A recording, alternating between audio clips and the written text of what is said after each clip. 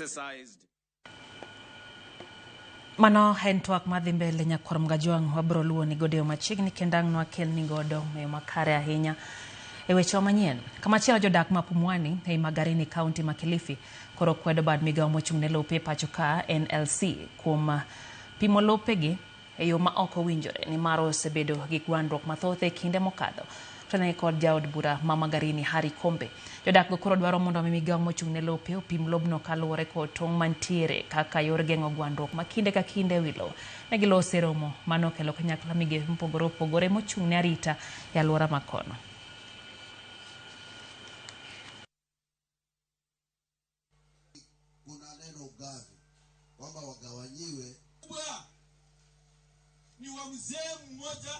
My question is, wale waliokuja hata kama ni wa county government, lakini si tunaitambua county government kama serikali.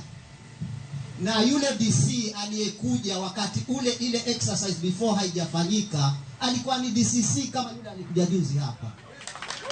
Na yeye aliyeka mkutano hapa, vijiji vyote hivi kulikuwa na watu hawa ni kidogo hao.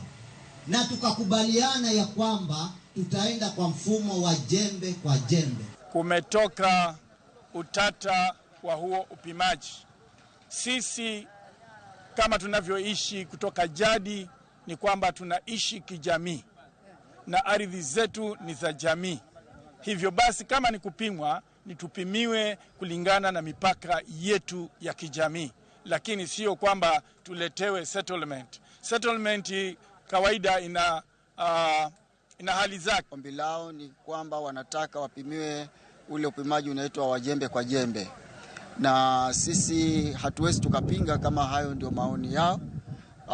Na vile ambavyo tutaenda kufanya kama serikali ya county. Sisi yale ambayo yanatuhusu zaidi ni maeneo ya matumizi ya umma. Kule tumesema ni 83 acres.